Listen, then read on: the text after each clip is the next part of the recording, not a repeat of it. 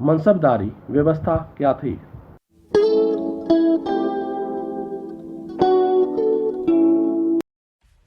Subscribe कीजिए हमारे channel को और बेल आइकॉन को दबाइए हमारी लेटेस्ट वीडियो सबसे पहले देखने के लिए। मुगलों द्वारा विकसित मनसबदारी व्यवस्था ऐसी थी जिसका भारत के बाहर कोई उदाहरण नहीं मिलता।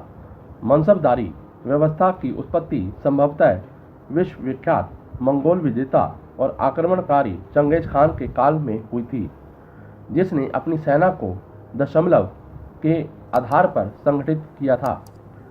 इसमें सबसे छोटा एकांश 10 का था और सबसे ऊंचा 10,000 का था, जिसके सेनाध्यक्ष को खान कहकर पुकारा जाता था।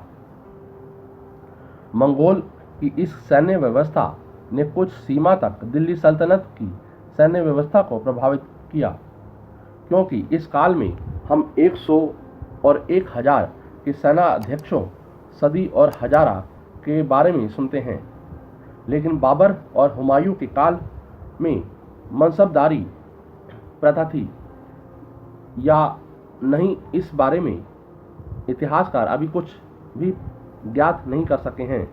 इसलिए मनसबदारी व्यवस्था की उत्पत्ति को लेकर इतिहासकारों में काफ़ी मतभेद है। वर्तमान प्रमाण के आधार पर ऐसा लगता है कि मनसबदारी व्यवस्था का प्रारंभ अकबर ने अपने शासनकाल के 19वें वर्ष 1575 में किया था। अकबर जागीरदारी प्रथा के स्थान पर मनसबदारी प्रथा लाया। सम्राट अकबर सेना के महत्व को भली भांति जानता था। उसे पता था कि एक स्थायी और शक्तिशाली सेना के अभाव में ना तो शांति स्थापित की जा सकती है और ना ही साम्राज्य की रक्षा और विस्तार किया जा सकता है। अकबर से पूर्व जागीरदारी प्रथा के आधार पर सेना एकत्र करने की प्रथा प्रचलित थी। उसने देखा कि जागीरदार निश्चित संख्या में ना घोड़े रखते हैं और ना ही घुड़सवार या सैनिक रखते हैं। इसके विपरीत वह सरकारी धन को अपनी विलासिता पर खर्च कर लेते थे। अकबर ने जागीरदारी प्रथा के स्थान पर मनसबदारी प्रथा के आधार पर सेना को संगठित किया।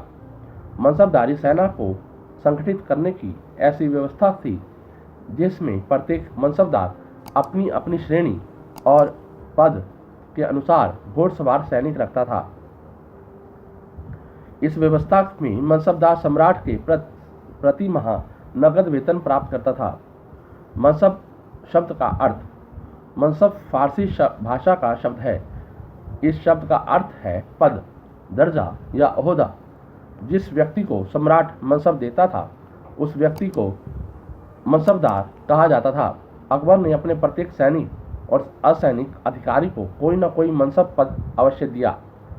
इन पदों को उसने जात या सवार नामक 2 भागों में विभाजित किया। जात का अर्थ है व्यक्तिगत पद या ओहदा और सवार का अर्थ घुड़सवारों की उस निश्चित संख्या से है जिसे किसी मनसबदार को अपने अधिकार में रखने का अधिकार होता था।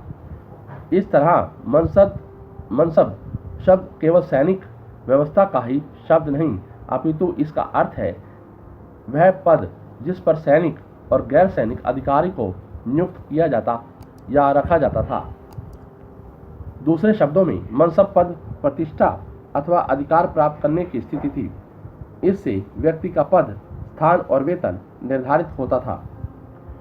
इसके सही अर्थ को समझने के लिए इसकी विशेषताओं की जानकारी प्राप्त करना आवश्यक है। मनसबदारी व्यवस्था की विशेषताएं। मनसबदारों का श्रेणियों में विभाजन।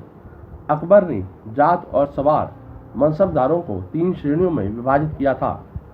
जिस व्यक्ति को जितना अधिक ऊंचा जात व्यक्तिगत मनसब दिया जाता था वह उतने ही अधिक घोड़सवार रखने का अधिकारी भी होता था और उसे प्रथम श्रेणी का मनसब कहा जाता था। अकबर के काल में सबसे छोटा या निम्न मनसब पद 10 सिपाहियों के ऊपर अधिकार रखने का था और उच्चतम 10,000 घुड़सवारों पर अधिकार रखने का था। बाद में अकबर ने उच्चतम मनसब की सीमा बढ़ाकर 12,000 कर दी थी। जो मनसबदार अपने जात व्यक्तिगत से आधी संख्या या आधे से अधिक घुड़सवार रख सकता था, वह दूसरी श्रेणी का मनसबदार होता था। जिस मनसबदार को अपने जात व्यक्तिगत पद से आधे से कम घुड़सवार रखने का अधिकार था, उसे तीसरी श्रेणी का मनसबदार कहा जाता था। सभी मनसबदारों को एक घुड़सवार के लिए 2 घोड़े रखने अनिवार्य होते थे। किसी भी मनसबदार को जात पद के अनुसार ही सवार रखने की अनुमति थी। मनसबदारों की नियुक्ति सम्राट स्वयं करता था और उसकी मर्जी होने तक ही वह पद पर बने रह सकते थे। प्रायः 7,000 का मनसब राजघराने के लोगों या बहुत ही महत्वपूर्ण और विश्वसनीय सरदारों जैसे राजा मान सिंह, मिर्जा शाहरुख और मिर्जा अजीज कोका को ही दिया गया। सम्राट ने राजकुमारों को ही 12,000 तक मनसब दिए। मनसबदारों का वेतन। मुगल मनसबदारों को बहुत अच्छा वेतन मिलता था।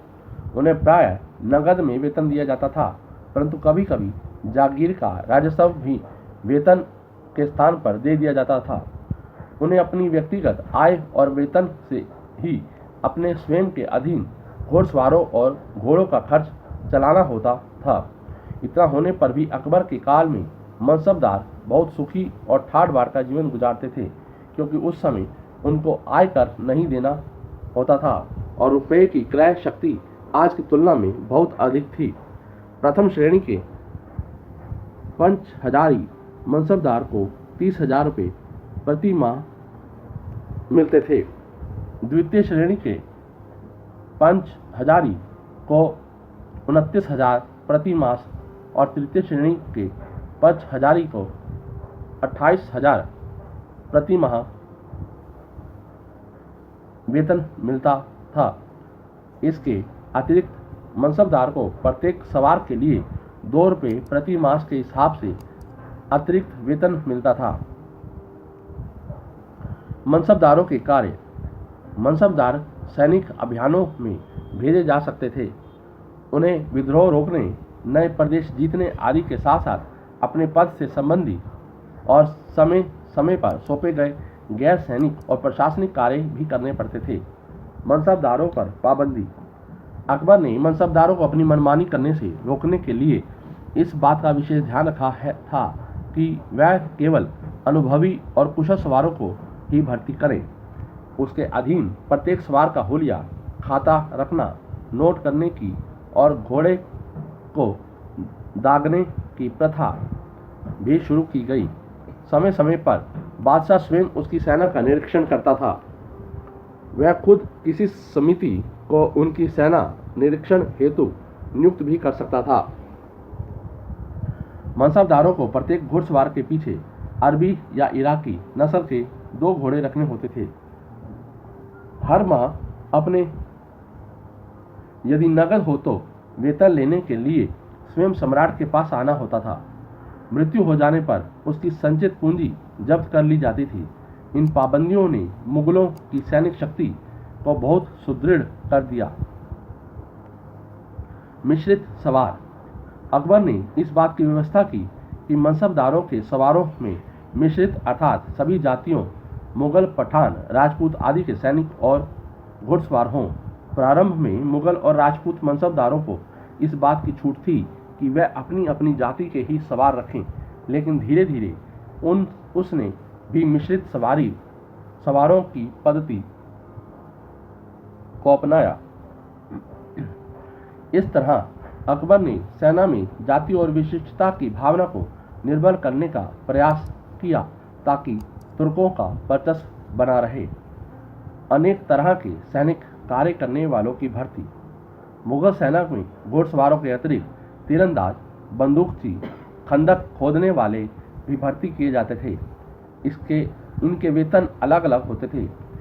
ईरानी और तुर्की सवारों को अधिक वेतन दिया जाता था, लेकिन शेष सभी सवारों का औसतन वेतन 20 रुपये प्रति माह था।